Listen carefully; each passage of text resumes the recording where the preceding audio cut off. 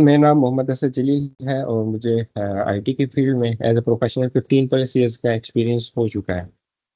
और काफ़ी सारे डिप्लॉयमेंट्स की है सिंस 2010 से मैं डिप्लॉयमेंट्स करते आ रहा हूँ डिफरेंट।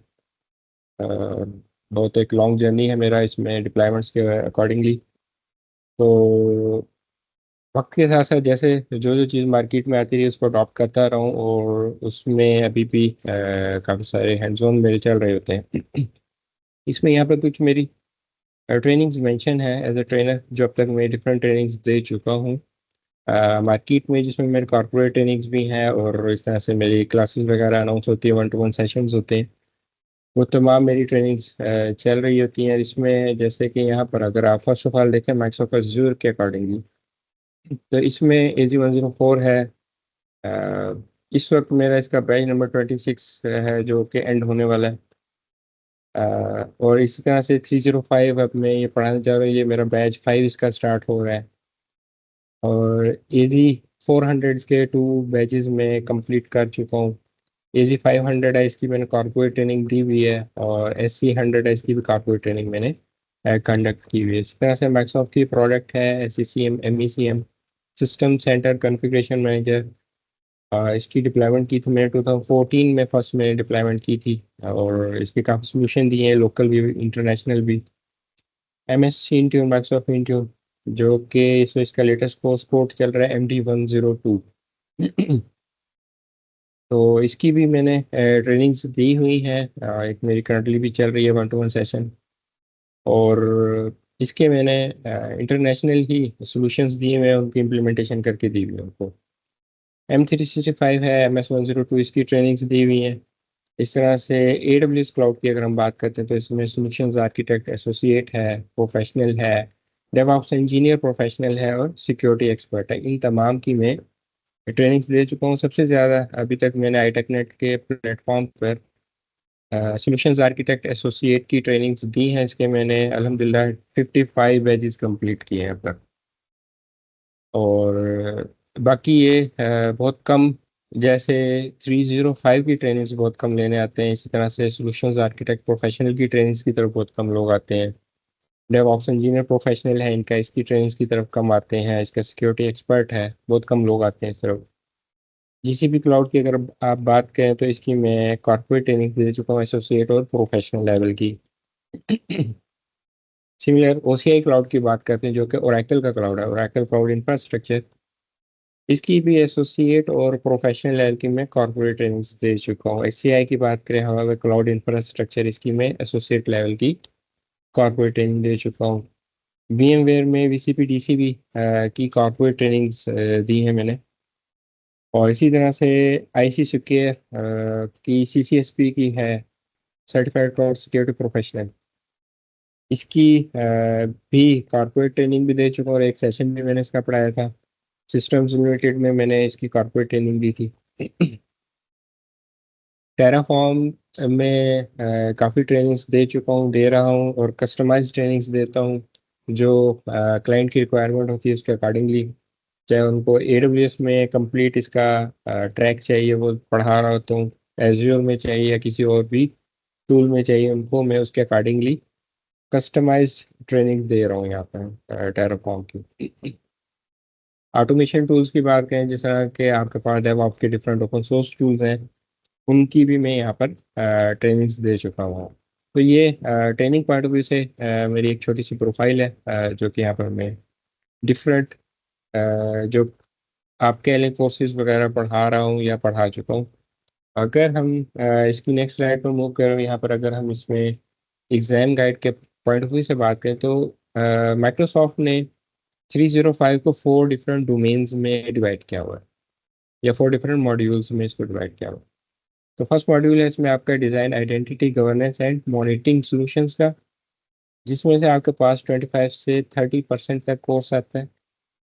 सेकंड है इसमें आपके पास डिज़ाइन डाटा स्टोरेज सॉल्यूशंस, इसमें 20 से 25% का कोर्स आता है। थर्ड है इसमें डिज़ाइन बिजनेस कंटिन्यूटी सॉल्यूशंस, जिसमें आपके पास 15 से 20% तक कोर्स आता है। और फाइनल है इसमें आपके पास डिज़ाइन इंफ्रास्ट्रक्चर सॉल्यूशन, जिसमें 30 से 35% तक आपका कोर्स आता है।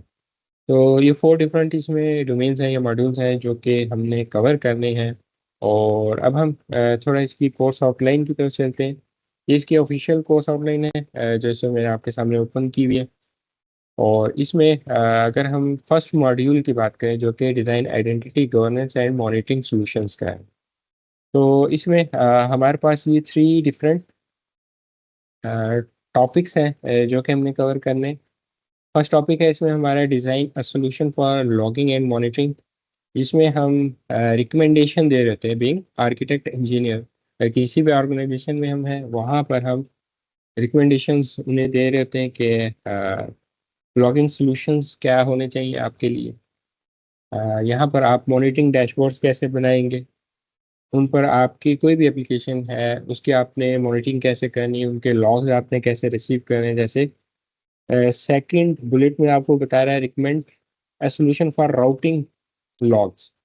नॉर्मली जिन लोगों ने 104 पढ़ा हुआ उनको आइडिया होगा, जैसे कि मैंने उनको मॉनिटरिंग में पढ़ाया था, कि जो लॉग्स होते हैं आपके उस स्पेसिफिक रिसोर्स के अगेंस्ट भी वहाँ पर आपको मिल रहे होते हैं। बट हमने क्या किया था वहाँ पर मॉनिटरिंग में जाकर लॉग्स चेक किए थे। तो इसका मतलब है कि आप मॉनिटरिंग में अंडर मॉनिटरिंग सर्विस भी अपनी मल्टीपल रिसोर्सेज के लॉग्स देख सकते हैं। अब वहाँ पे तो आ गया आपके लॉग। अब क्या आप उसको किसी दूसरी लोकेशन पे ले जाकर सेव करवाना चाह रहे हैं, जैसा कि आपके पास स्टोरेज अकाउंट की ऑप्शन होती है, वहाँ पर भी आप लेकर जा सकते हैं अपने तमाम लॉग्स जितने भी आपके यहाँ पे रिसोर्सेज रन हो रहे हैं। या आप उसको लेकर जाना चाहते हैं लॉग एनालिटिक्स में, जो कि इनकी एक अलग सर्विस है, उसको हम यूज़ करते हुए उसमें भी अपने लॉग्स लेकर जा रहे होते हैं।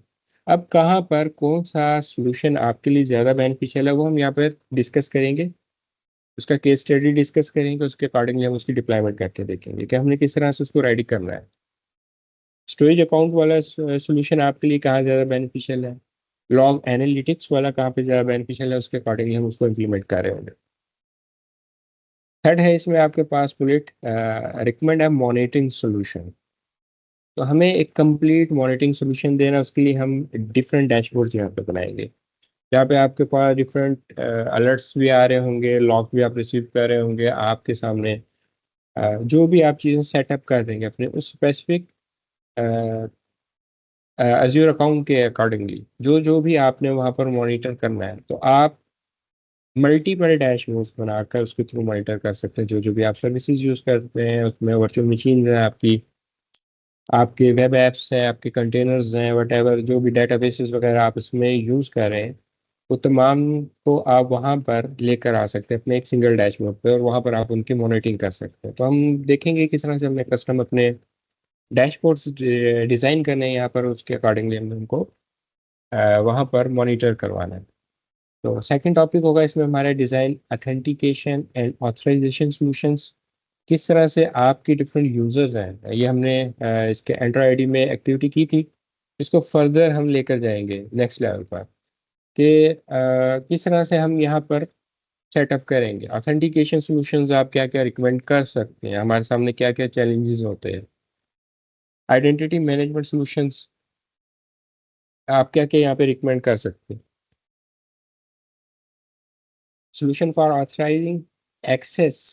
अब ऑथराइजिंग एक्सेस की जब बात आती है तो यहाँ पर इसका मतलब है कि हम डिस्कशन करेंगे regarding pin, privileged identity management, कि हम समटाइम ये एक्टिविटी कर रहे होते हैं कि हम वहाँ पर अपने किसी यूज़र को टेम्परेरी जो कुछ आप कह लें कि राइट्स डेलीगेट करते हैं। अब अगर नेक्स्ट टाइम वो आपसे रिक्वेस्ट करता है दोबारा से राइट्स लेने की, तो क्या आप उसको ऑथराइज करना चाह रहे हैं या नहीं करना चाह रहे हैं, तो वो चीज़ें हम बाय दिन पिन यहाँ पर मैनेज कर रहे होते हैं। तो एक्सेस को हम वहाँ पर कंट्रोल कर सकते हैं। समटाइम ये होता है कि फॉर एग्जांपल अगर हमारे पास 1000 पर डिफरेंट यूजर्स है, अब हमें तो एग्जैक्ट याद नहीं ना होता कि किस किस को हमने क्या क्या टेम्परेरी राइट्स डेलीगेट किए हैं, कौन कौन से हमने उनको आर बैक एक्सेस दी हुई है। तो अब हम उस चीज़ को ऑटोमेट किस तरह से कर सकते हैं, तो वो एक्टिविटी हमने यहाँ पे परफॉर्म करके देखनी, पूरी लैब हमने यहाँ पे सेटअप करनी है उसकी। अगर हम उसकी एक्सेस को वहाँ पर रिवोक करते हैं या जब वो दोबारा से एक्सेस करता है हमें, हम उसको डिनाई करते हैं, उस केस में फिर क्या होना चाहिए कि हम तो ये भूले हुए हैं कि यहाँ पर हमने उसको एक्सेस दी हुई थी इसको टेम्परेरी, तो दोबारा से हमें रिक्वेस्ट कर रहा है। अगर हम ये चाहते हैं, ये हम यहाँ पे अपना एक सोल्यूशन डिजाइन करेंगे कि अगर हम ये चाहते हैं कि दोबारा से वो आपको ये रिक्वेस्ट ना कर सके एक्सेस के लिए, तो हम उसमें फिर उसको सेटअप करेंगे कि जैसे ही आप उसको डिनाई करें, उसके ये जो राइट्स हैं वो भी उसके पास से डिलीट हो जाए। तो ये एक्टिविटी हो सकती है, हम इसको ऑटोमेट कर सकते हैं। जैसे ही वो डिनाई होगा, वो उसके पास से एक्सेस भी डिलीट हो जाएगी, तो नेक्स्ट टाइम वो आपको यहाँ पर एक्सेस नहीं कर सकेगा, सॉरी एक्सेस की रिक्वेस्ट नहीं कर सकेगा। ठीक है। तो ये केस स्टडीज होंगे हमारे सामने, हम उसको देखेंगे और उसके अकॉर्डिंगली हम उसको इम्प्लीमेंट करके प्रॉपर देखेंगे कि अगर हम उसके डिनाई करते हैं तो उसके अकॉर्डिंगली वाकई वो वहाँ से उसकी एक्सेस रिमूव कर रहा है या नहीं कर रहा है। ठीक है। और फाइनल है इसमें आपके पास bullet, recommend a solution to manage secrets, certificates and keys.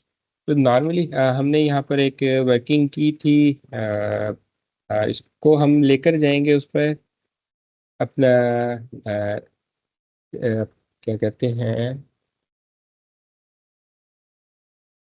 Service का नाम मेरे माइंड से स्किप हो गया। की वॉलेट। Yes exactly. की वॉलेट, की वॉलेट में हम लेकर जाएंगे और वहाँ पर हम डिफाइन कर रहे होंगे जितने भी हम यहाँ पर, फॉर एग्जांपल आपने डेटाबेसेस यूज़ किए हैं, डेटाबेसेस की भी हमारी इसमें लैब होंगी।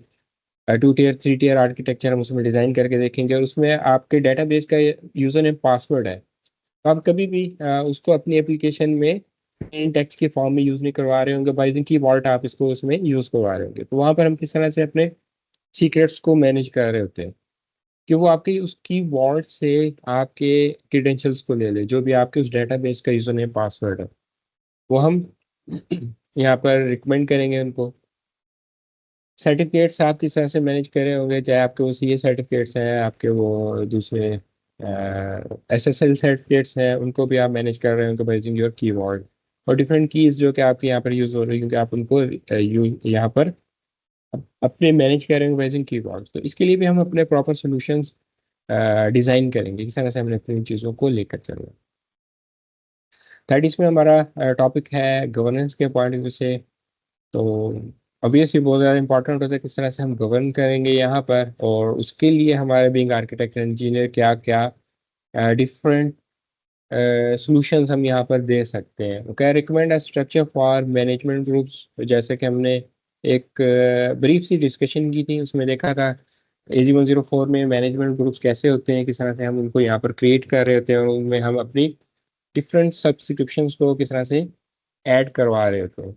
तो हम डिफरेंट अपने ग्रुप्स क्रिएट करते हैं, हर ग्रुप के अगेंस्ट आपकी कोई एक या एक से ज़्यादा सब्सक्रिप्शंस हो सकती हैं और उसके अंदर आपके नेस्टेड ग्रुप्स हो सकते हैं। अब हमने यहाँ पर एक प्रॉपर सोल्यूशन देना होगा कि मैनेजमेंट ग्रुप्स कैसे होंगे, उसमें सब्सक्रिप्शंस को कैसे मैनेज कर रहे होंगे, उसके अंदर आपके रिसोर्स ग्रुप्स कैसे मैनेज हो रहे होते हैं, स्ट्रेटजी आपकी क्या होगी फॉर रिसोर्स टैगिंग। ठीक है। तो ये भी हमारे लिए यहाँ पर थोड़ा सा नेक्स्ट लेवल पे चला जाएगा। हमने सिंपल देखा था कि हम एक रिसोर्स क्रिएट कर रहे थे, उसके अगेंस्ट हम मल्टीपल टैग्स उसको असाइन कर रहे थे, बट अब हम यहाँ पे स्ट्रेटजी डिफाइन करेंगे। यहाँ पर लेट्स से अगर आपके पास L1 L2 L3 स्पोर्ट चल रही है, तो उसके लिए आपकी टैगिंग स्ट्रेटजी क्या होगी, वो हम यहाँ पे डिफाइन करेंगे। ठीक है। नेक्स्ट वो कह रहा है recommend solution for managing compliance. Compliance जितने भी आपके यहाँ पे रिसोर्सेज होंगे उनको आपने किस तरह से मैनेज करना है, वो हम सारी की सारी यहाँ पे डिस्कशन करेंगे। और फाइनल बुलेट में हमें यहाँ पे बताया recommend solution for identity governance. तो ये अगेन एक हमारे पास इम्पोर्टेंट है टॉपिक। इसकी ऑफिशियल ऐप भी है जो कि हमने कवर करनी है, और इसके अलावा भी हम यहाँ पर केस स्टडी डिस्कस करेंगे। ठीक है। देन हम मूव करेंगे अपने मॉड्यूल 2 की तरफ, जो कि टोटली आपके डाटा स्टोरेज के बारे में सॉल्यूशंस आपसे रिक्वायर कर रहा है। इसमें जो फर्स्ट टॉपिक है आपका, वह डिज़ाइन है data solution for relational data. Three different types of data आपके यहाँ पे चल रहा होता है। रिलेशनल होता है, नॉन रिलेशनल होता है और सेमी रिलेशनल डाटा होता है। डिस्कस करेंगे हम ये तीनों क्या क्या है।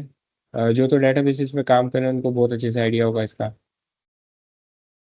तो उसके अकॉर्डिंगली फिर हमने देखना है कि आप अपने डाटा को स्टोर कैसे करेंगे। रिलेशनल डाटा आपका कैसे स्टोर होगा, नॉन रिलेशनल डाटा आपका कैसे स्टोर होगा, और सेमी रिलेशनल डाटा यहाँ पर आपका कैसे स्टोर हो रहा होता है। ये अगर आप यहाँ पे देखेंगे, यहाँ पे ये देखेंगे इसने आपको मेंशन किया है सेमी स्ट्रक्चर्ड डाटा और अनस्ट्रक्चर्ड डाटा। तो ये स्ट्रक्चर्ड, अनस्ट्रक्चर्ड और सेमी स्ट्रक्चर्ड इस तरह से भी इसको वो नेमिंग कन्वेंशन देता है। तो ये सारे हमारे सामने आएंगे यूज केसेस। हम केस स्टडी लेंगे, उसके अकॉर्डिंगली हम इसकी इम्प्लीमेंटेशन करके देखेंगे। अब वो यहाँ पर आपको कह रहा है कि आप किस तरह से इसको स्टोर करेंगे। डाटाबेस अगर आपकी यूज हो रही है तो उसमें सर्विस टेयर और कंप्यूट टेयर उसका आप कौन सा पिक करेंगे। ठीक है, तो हमने यहाँ पर डाटाबेस की सर्विस को भी यूज़ करना है। डाटाबेस हम यहाँ पर एज अ पैस सर्विस इसको लेकर चल रहे होंगे, तो उसमें हम देखेंगे कौन कौन से डिफरेंट सर्विस टेयर्स दिए हुए हैं। उसके अंदर वो आपको कंप्यूट टेयर्स कौन कौन से दे रहा होता है, इसको वो डीटीयू बोलता है। ठीक है, तो नेक्स्ट है इसमें आपके पास recommend solution for database scalability. अगर आपको करनी पड़ती है तो उसके लिए आप सोल्यूशन क्या रिकमेंड करेंगे, किस किस्म की आपकी एप्लीकेशन है उसके लिए क्या सोल्यूशन होना चाहिए। Solution for data protection, data को हमने ऑब्वियस प्रोटेक्ट करना है तो उसके लिए हमारा यहाँ पर क्या सोल्यूशन होगा वो हम डिस्कस करेंगे। फिर उसके बाद नेक्स्ट टॉपिक होगा इसमें हमारा design data storage solutions for semi structured and unstructured. तो अब इसके लिए हम यहाँ पर किस तरह से स्टोर हो गए हमारे दोनों टाइप्स के डाटा वो डिस्कस करेंगे। और उसके बाद वो कह रहा है recommend data storage solution to balance features performance and cost. इसके बारे में डिस्कस करेंगे कि हमने ये सारी चीज़ें बैलेंस कैसे करनी है, फीचर्स को कैसे बैलेंस करेंगे, परफॉर्मेंस को कैसे बैलेंस करेंगे, इसकी कॉस्ट को हमने कैसे बैलेंस करना है ताकि हमारी ज़्यादा कॉस्ट भी ना यहाँ पे कंज्यूम हो और हमारी जो रिक्वायरमेंट है वो भी उसमें फुलफिल हो जाए। और फाइनल इसमें बुलेट है हमारे पास recommend a data solution for protection and durability. तो इसके बारे में डिस्कस करेंगे, प्रोटेक्ट कैसे करना होता है हमने, और ड्यूरेबल कब तक आपका यहाँ पे डाटा मौजूद रहेगा, वो सारी सारी हम डिस्कशन करेंगे। और फाइनल इसमें आपके पास जो टॉपिक होगा वो डिज़ाइन डाटा इंटीग्रेशन का है। इसमें recommend solution for data integration. Integrate जब आप कर रहे थे इसको, फॉर एग्जांपल आपने इसको किसी ऑन प्रीमिसेस अपने रिसोर्स के साथ इंटीग्रेट किया है, या इन क्लाउड आप इसको कहीं पर इंटीग्रेट कर रहे हैं, तो वहाँ पर फिर आपके क्या सॉल्यूशंस होंगे फॉर डाटा इंटीग्रेशन। और उसके बाद वो कह रहा है कि recommend solution for data analysis. तो ये हमने डाटा को जब एनालाइज करवाना है उसके लिए हमारे क्या सॉल्यूशंस होंगे वो हम यहाँ पर डिस्कस करेंगे केस स्टडी, और उसके अकॉर्डिंगली हम यहाँ पर इसको इम्प्लीमेंट करके देखेंगे। इसके बाद नेक्स्ट मॉड्यूल है हमारे इसमें बिजनेस कंटिन्यूटी सॉल्यूशन, BCDR, जिसको आप कंप्लीट नेम देते हैं business continuity and disaster recovery.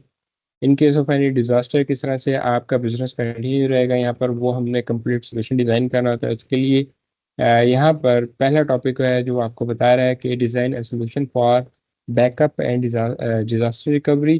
कैसे आपने बैकअप्स लेने हैं, रिकवरी कैसे होगी आपके।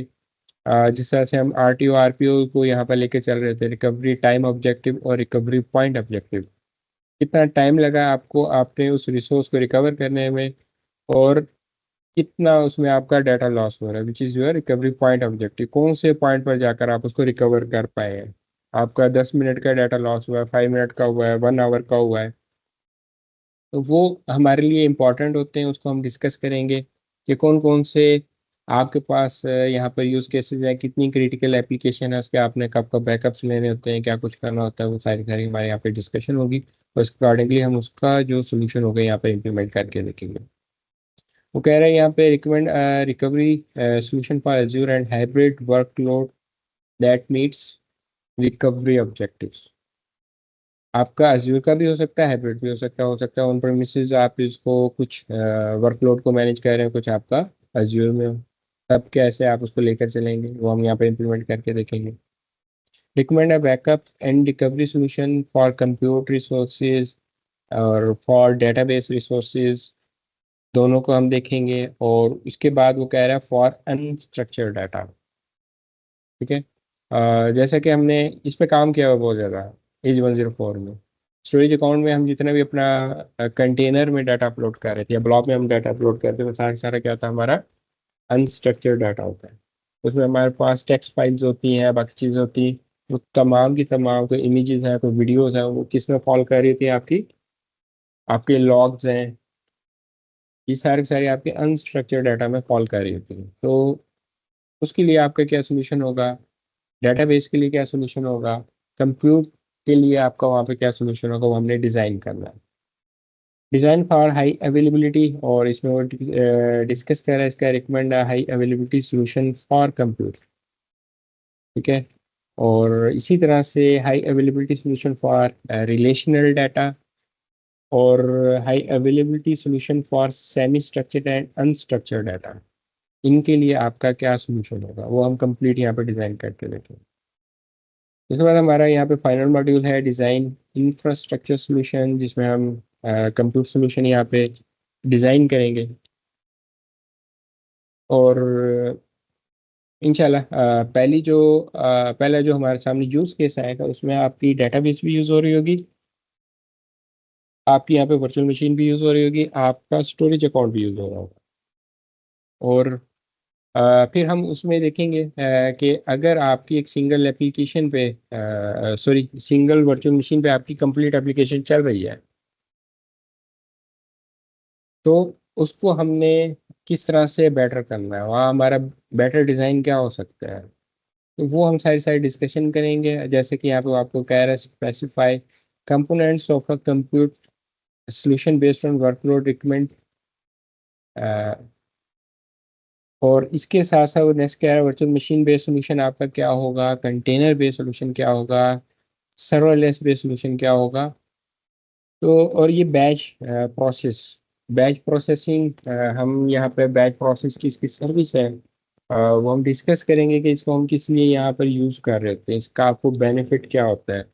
जो हमारा हैवी वर्कलोड होता है उसको मैनेज करने के लिए हम यहाँ पर बैच प्रोसेसिंग को यूज़ कर रहे होते हैं।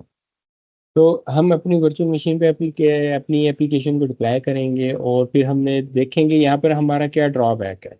तो इसमें हमारा बेटर सोल्यूशन कैसे हो सकता है, फिर उसी एप्लीकेशन को हम अपने सर्वरलेस सोल्यूशन पर लेकर आएंगे, वहाँ पर डिप्लॉय करके देखेंगे। इसमें क्या होगा, हम अपनी वेब ऐप को या ऐप सर्विस प्लान को यूज़ कर रहे होंगे। ठीक है ना। तो ये सारी की सारी हम यहाँ पर इसको प्रॉपर इम्प्लीमेंट करके देखेंगे, और फिर हम उसमें बैच प्रोसेसिंग की भी टेस्टिंग करेंगे। नेक्स्ट है इसमें बुलेट, सॉरी टॉपिक, उसमें वो आपको कह रहे हैं डिज़ाइन एंड एप्लीकेशन आर्किटेक्चर, जिसमें आप मैसेजिंग आर्किटेक्चर को डिस्कस करेंगे, इवेंट ड्रिवन आर्किटेक्चर को डिस्कस करेंगे कि मैसेज आर्किटेक्चर आपके लिए कहाँ पे बेनिफिशियल है, इवेंट ड्रिवन कहाँ पर है, कोई इवेंट अकर हुआ है, उसकी बिहार पे आप यहाँ पर क्या एक्शन परफॉर्म करवाना चाह रहे हैं। तो अब हमने इसको प्रैक्टिकली यहाँ पर इम्प्लीमेंट करना है, डिज़ाइन करना है। Solution for API integration, API की इंटीग्रेशन कहाँ पर आपके लिए ज़्यादा बेनिफिशियल है। कैशिंग सोल्यूशन फॉर एप्लीकेशंस, जैसे कि आपके डिफरेंट रीजन से आपकी एप्लीकेशन यूज हो रही होती है, सीडीएन के कॉन्सेप्ट होते हैं, आपको आइडिया होगा उसका, कंटेंट डिलीवरी नेटवर्क। इस तरह से यहाँ पर हम इसको इम्प्लीमेंट करके देखेंगे। Recommend and application configuration management solution, कौन सा आप उसको रिकमेंड करेंगे, कौन सा ज़्यादा बेनिफिशियल है। Recommend and automated deployment solution for application, automation के लिए आप किसको रिकमेंड करेंगे, ऑटोमेटिकली जो आपके यहाँ पे डिप्लॉयमेंट चल रही है। जैसे कि हम सी आई सी डी में काम कर रहे थे, वहाँ पर हम अपनी इम्प्लीमेंटेशन करके देखते हैं। तो यहाँ पर भी हम उसी तरह से ऑटोमेट करेंगे अपने डिफरेंट एप्लीकेशन की डिप्लॉयमेंट्स को। तो वो हम एक कंप्लीट केस स्टडी डिस्कस करेंगे, उसके अकॉर्डिंगली हम उसको इम्प्लीमेंट करके देखेंगे। और इसमें जो फाइनल है हमारा, नहीं इसके बाद तो है, ओके, सेमीफाइनल हमारा ये डिज़ाइन माइग्रेशन, माइग्रेशन के सॉल्यूशन हम यहाँ पे डिस्कस करेंगे हर लेवल पे। वो कहता है माइक्रोसॉफ्ट क्लाउड अडॉप्शन फ्रेमवर्क क्या है, यहाँ पर उसको डिस्कस करें। ऑन प्रीमिसेस सर्वर्स है, ऑन प्रीमिसेस डाटा है, ऑन प्रीमिसेस आपकी एप्लीकेशन है, अगर आपको कंपनी कहती है कि जी आपने डाटा को सिर्फ माइग्रेट करना है, कैसे करेंगे? आपको कंपनी कहती है कि आपने सिर्फ एप्लीकेशंस को माइग्रेट करना है, कैसे करेंगे? आपकी कंपनी कहती है कि आपने कंप्लीट फिजिकल सर्वर को माइग्रेट करना है, कैसे करेंगे? सारे सारे हम यहाँ पर सॉल्यूशंस बनाएंगे और उसको इम्प्लीमेंट करके देखेंगे। Recommend a solution for migrating workload to infrastructure as a service, IaaS और पैस। ये दोनों हमारे ऊपर डिस्कस हो रहे हैं। जो वर्चुअल मशीन है वो क्या आपके पास आईएएस सोल्यूशन है, जो कंटेनर और सर्वरलेस एनवायरनमेंट है वो क्या आपके पास पैस सोल्यूशन है। तो ये दोनों यहाँ पर हैं। तो वो इसमें आपको कह रहा है कि आप रिकमेंड कौन सा करेंगे फॉर योर माइग्रेशन वर्कलोड, कौन सा ज़्यादा बेनिफिशियल है। तो अगेन हमारे उस यूज केस पे डिपेंड होगा, हमारी एप्लीकेशन पे डिपेंड होगा, तो वो हम यहाँ पर उसको लेंगे और उसके अकॉर्डिंगली हम इसको इम्प्लीमेंट करके देखेंगे। Recommend solution for migrating databases. On premises आपके पास डेटाबेस है, उसको आपने किस तरह से माइग्रेट करना है, उसके लिए आपकी क्या रिकमेंडेशन होगी, उसके लिए आपका क्या सोल्यूशन होगा। तो वो सारी सारी हमने यहाँ पर इम्प्लीमेंटेशन करके देखी है। Recommend solution for migrating unstructured data. ठीक है, जैसे उसने यहाँ पर डिस्कस किया है तमाम को, अब ये नीचे थोड़ा सा वो एक्सप्लेन कर रहा है ये डिफरेंट बुलेट्स में उसको। और इसी तरह से हमारा जो फाइनल टॉपिक होगा इसमें वो होगा डिज़ाइन नेटवर्क सॉल्यूशंस का। तो वो कह रहा है recommend a connectivity solution that connects Azure resources to the internet. किस तरह से कनेक्ट हो रहे थे, इसकी हमने कुछ बेसिक लैब्स परफॉर्म की थी AZ-104 में कि कौन से हमारे रिसोर्सेज हैं उनको हम अपने प्राइवेट सबनेट्स में रखते हैं, कौन से रिसोर्स हैं जिनको हम अपने पब्लिक सबनेट्स में रखते हैं, और उनके अकॉर्डिंगली हम वहाँ पर उनको एक्सेस कर रहे होते हैं। तो इसी तरह से अब हमने यहाँ पर कंप्लीट सोल्यूशन देना है being architect engineer. Recommend a connectivity solution that connects Azure resources to on premises networks। तो ये हम देखेंगे। इसमें हम यहाँ पर है ना एक लैब भी परफॉर्म करके देखेंगे। लेट्स से अगर आपको कंपनी कहती है कि आपकी कोई एप्लीकेशन है और वो उन्होंने प्राइवेट ही रखनी है, वो आपके ओन प्रेमिसेस ही रहेगी, उसको आपने पब्लिक नहीं करना, बट आपके पास इस किस्म का सिनेरियो आ जाता है कि आपको वो एज्योर पर अपने यूजर्स को देना पड़ती है, तब आपके लिए क्या सोल्यूशन होगा। वो हम एक कंप्लीट यहाँ पर सोल्यूशन डिजाइन करेंगे, उसको इम्प्लीमेंट करके एज्योर में उसको एक्सेस करके देखेंगे। ठीक है, वो आपकी प्राइवेट ही होगी, ऑन प्रेमिसेस आपके प्राइवेट आईपी पर ही चल रही होगी, उसको कोई पब्लिक आईपी नहीं होगा, बट उसको आप फिर भी एज्योर में एक्सेस कर लेंगे। तो ये भी हम यहाँ पर इंशाल्लाह इसकी लैब भी परफॉर्म करके देखेंगे, ये एक्टिविटी कैसे आपकी परफॉर्म हो सकती है। और नेक्स्ट वो आपको कह रहा है recommend a solution to optimize network performance. Network performance कैसे बेटर करेंगे, उसके लिए नेटवर्क वॉचर की यहाँ पर सर्विस होती है और उसमें हम कुछ सोल्यूशन डिज़ाइन करके देखेंगे कैसे हम ये काम कर सकते हैं। Recommend a solution to optimize network security. Secure कैसे करना है? हम पब्लिक प्राइवेट सबनेट्स के थ्रू कर सकते हैं, हम बेस्टियन को हमने यहाँ पे यूज़ किया था उसके थ्रू कर सकते हैं, और हम यहाँ पर क्या कर सकते हैं, फायरवॉल को यूज़ कर सकते हैं। मल्टीपल चीज़ें हमारे सामने जिनको हम यूज़ करते हुए यहाँ पर अपने नेटवर्क की सिक्योरिटी को लेकर चल सकते हैं। ठीक है ना। और इसी तरह से लास्ट है load balancing and routing solutions. कैसे आपने लोड बैलेंसिंग के सॉल्यूशंस डिफाइन करने हैं, राउटिंग के सॉल्यूशन डिफाइन करने हैं। राउटिंग की हमने लैब भी की थी, एक कस्टम राउट को भी हमने यहाँ पर यूज़ करते हुए अपनी लैब परफॉर्म करके देखा था। ठीक है ना। तो इसी तरह से हम अब यहाँ पर मज़ीद डिस्कशन करेंगे इसकी कि लोड बैलेंसिंग के कॉन्सेप्ट क्या है। लोड बैलेंसिंग इंशाल्लाह हमने एक सिंपल देखी थी, अब मैं आपको उसकी डेप्थ में लेके जाऊंगा, और राउटिंग सॉल्यूशन हम यहाँ पर उसके डिज़ाइन करेंगे। ठीक है, तो ये हमारी ऑफिशियल ही आउटलाइन है जो कि इसके अकॉर्डिंगली हमने अपने डिफरेंट केस स्टडीज़ लेकर चलने, और मैंने आप लोगों के लिए कोई 40+ डिफरेंट जो केस स्टडीज़ हैं वो डिज़ाइन किए हैं। उसमें हम जितने ऑफिशियल है AZ-305 के वो भी इसमें लेके चलेंगे, वो भी मैं आपको दिखा देता हूँ। इनका ये गिटहब का लिंक है माइक्रोसॉफ्ट का, अगर आप इस पर आते हैं तो यहाँ पर ये इसने आपको केस स्टडीज़ दिए हुए हैं। तो आई थिंक 11-12 यहाँ पर केस स्टडीज़ हैं जो कि माइक्रोसॉफ्ट ने दिए हुए इस कोर्स के लिए 305 के लिए। बट इंशाल्लाह हम इसमें 40+ हफ्ते डिफरेंट केस स्टडीज हैं जो कि डिस्कस करेंगे। ये देखें, ये इसमें 11 दिए हुए हैं यहाँ पर आपको। गवर्नेंस का केस स्टडी दिया हुआ है, कंप्यूट का दिया हुआ है, एक नॉन रिलेशनल स्टोरेज का है, रिलेशनल का है, डाटा इंटीग्रेशन का है, ऐप आर्किटेक्चर का है, एक्सेस का है जो कि अभी मैं आपको पिन के बारे में बता रहा था, लॉगिंग है, किस तरह से आप अपने लॉग्स को मैनेज कर रहे होंगे। नेटवर्क के इसमें 2 दिए हुए हैं यहाँ पर केस स्टडीज, BCDR का है और माइग्रेशन का है।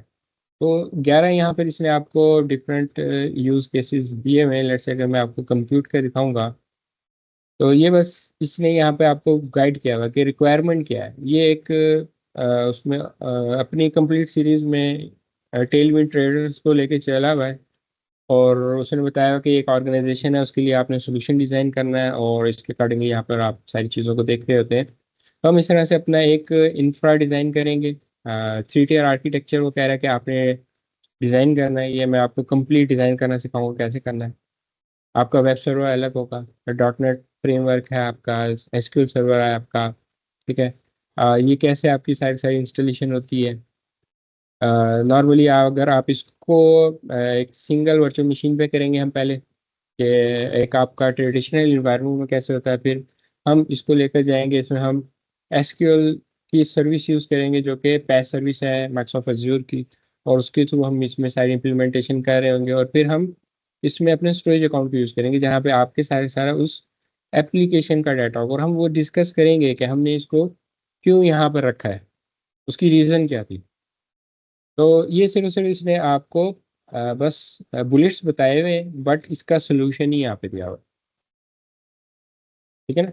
तो इस तरह से इसने सारे आपको यहाँ पर जो केस स्टडीज हैं वो बताए हुए हैं, रिकमेंडेशन उसने रिक्वायरमेंट बताई हुई, और उसकी रिकमेंडेशन दी हुई यहाँ पर कि क्या आपके टास्क होंगे इसमें, उसको आपने कैसे परफॉर्म करना है, बट कंप्लीट एक सोल्यूशन ही है यहाँ पर।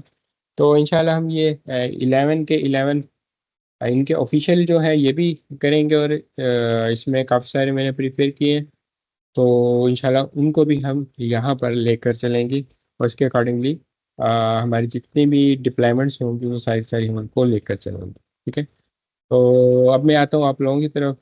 जो आप लोगों के माइंड में अगर कोई क्वेश्चंस हैं वो कर लें, उसके लिए सिर्फ अपना हैंड रेज करें, तो मैं one by one name announce करता जाऊँगा, जो आपके माइंड में क्वेश्चंस होंगे वो आप करते जाइएगा। जी दाऊद, आपने हैंड रेज किया है पहले। हामिद सर, क्या हाल आपका? ठीक है जी वालेकुम अस्सलाम, अल्हम्दुलिल्लाह, शुक्र है अल्लाह का। सर। मेरा क्वेश्चन था कि जैसे AZ-104 की हम प्रिपरेशन करके थ्रू योर लेक्चर्स हम्म उसकी सर्टिफिकेशन ले सकते हैं, ठीक है। उसके लिए हम्म कोई हमें सिलेबस की कोई खास जरूरत नहीं है, तो एजी एग्जैक्टली, 305 के लिए भी यही है? बिल्कुल ऐसे ही है जैसे अभी मैंने आपको बताया कि ये तो इसने अपने ऑफिशियल दिए हुए हैं ना 11 केस स्टडीज। हम यहाँ इंशाल्लाह 40+ करेंगे, काफ़ी सारे हम इसमें ऐड करेंगे, और डिफरेंट यूज़ केसेस को लेकर आएंगे। और आप अगर ये भी कर लेते हैं ना, इससे आपकी एग्ज़ाम की प्रिपरेशन हो जाती है, अगर ये सारे भी आप केस स्टडीज़ कर लेते हैं। बट हमने एक्स्ट्रा करने, बहुत ज़्यादा एक्स्ट्रा वर्क करना है, तो कोई इशू नहीं आएगा इंशाल्लाह आपको एग्ज़ाम की प्रिपरेशन में। अस्सलाम वालेकुम सर। इसमें वालेकुम आप अस्सलाम। सर लैंडिंग जोन कवर कराएंगे? हाँ जी बिल्कुल, वो आएगा अ, इसमें। वो बिल्कुल बिल्कुल। माइग्रेशन के टॉपिक में ही आएगा लैंडिंग जोन। ओके, ठीक है, हाँ थैंक यू। बिल्कुल, वो जाहिर है वो पार्ट है, वो आएगा इसमें। एक्चुअली इन्होंने सर्विसेज के नाम यहाँ पे मेंशन नहीं किए हुए, लैंडिंग जोन आएगा बिल्कुल आपका। Okay okay okay, thank you. Most welcome.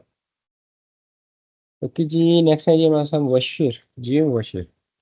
अच्छा, ये मैं पूछना चाह रहा था कि जिसमें जैसे हम जो मशीन डिफाइन करते हैं उसकी जो कॉस्ट कटिंग्स होती हम्म हैं किसी ऑर्गेनाइजेशंस के लिए, तो उसके बारे में हमें इतना पता नहीं होता कि हम वो कैलकुलेट हम्म। करके हम कैसे करें। तो इस कोर्स में मुझे वो चीज़ नज़र नहीं आ रही, क्या हमें वो बाय डिफॉल्ट में मालूम होनी चाहिए? क्या ये मेरा सवाल था। नहीं, कॉस्ट की आएगी डिस्कशन, उसमें मैं सर, आपको बताऊंगा। अच्छा, आएगी। ऑब्वियस, बीइंग आर्किटेक्ट इंजीनियर आपको कॉस्ट के हवाले से भी काम आना चाहिए, हम्म, और वो बिल्कुल मैं आपको प्रॉपर गाइड करूंगा, वर्चुअल मशीन के हवाले से, स्टोरेज के हवाले से, डेटाबेस के हवाले से, ठीक है ना। वो तो सही वो है। सारी चीज़ें आएंगी। लेकिन सर उसमें मसला ये होता है कि जैसे एक सवाल तो ये था, तो जैसे हम सब डिजाइन कर रहे होते हैं, तो जैसे वेब हम इम्प्लीमेंट करते हैं, सिक्योरिटी सारी चीजें इम्प्लीमेंट करते हैं, तो अंदर हम बाद में जितने भी सर्वर्स सब सर्वर्स बनाते हैं, अब कोई हमारी नई एप्लीकेशन डिप्लॉय होगी तो एक हमारे इसके थ्रू आएगी, वेब के थ्रू आएगी, और अंदर के पूरे आर्किटेक्चर बनाते हैं, एक सोल्यूशन डिजाइन करते हैं। अब जिस तरह से नई मल्टीपल एप्लीकेशन आ रही हैं, तो हम वो इसके अंदर डिजाइन कर पाएंगे या फिर ये इस पेपर की प्रिपरेशन करेंगे? बिल्कुल बिल्कुल बिल्कुल, आपके सामने केस स्टडीज आएंगे, वो सारे हमने यहाँ पे इम्प्लीमेंट करने हैं।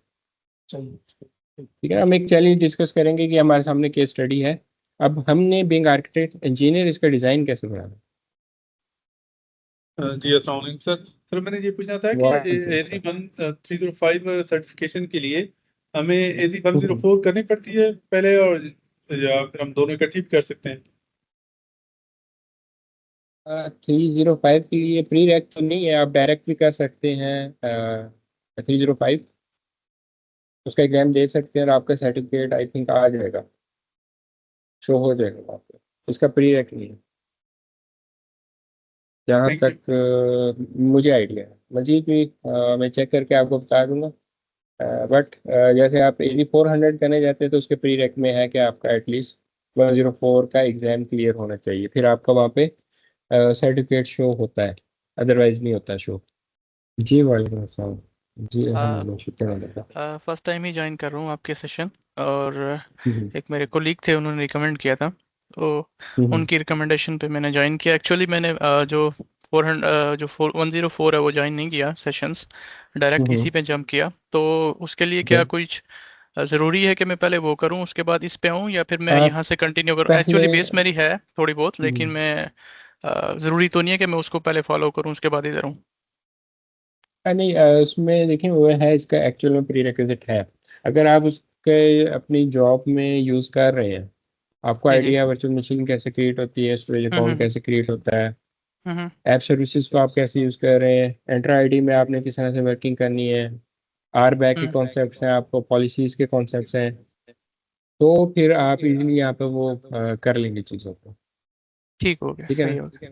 पिकअप करना आपके लिए भी मुश्किल नहीं है, अगर आपका बिल्कुल भी बैकग्राउंड नहीं है, आप हम्म, पहले इसके हैंड्स ऑन नहीं कर रहे हैं अपने इन्वायरमेंट में, और सिर्फ आपने लेक्चर अटेंड किए हुए कहीं से भी, तो ठीक और आपने हैंड्स ऑन नहीं किए हुए, तो आपके लिए डिफिकल्टी तो बेस आएगी।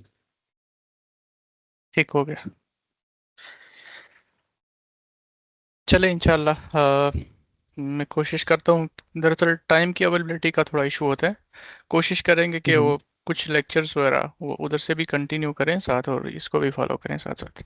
हम्म, सही है, सही है। बस वो ठीक है, आपने थैंक यू। देखना है कि आप इजीली ये चीज़ें जो है वो ग्रिप कर पाए।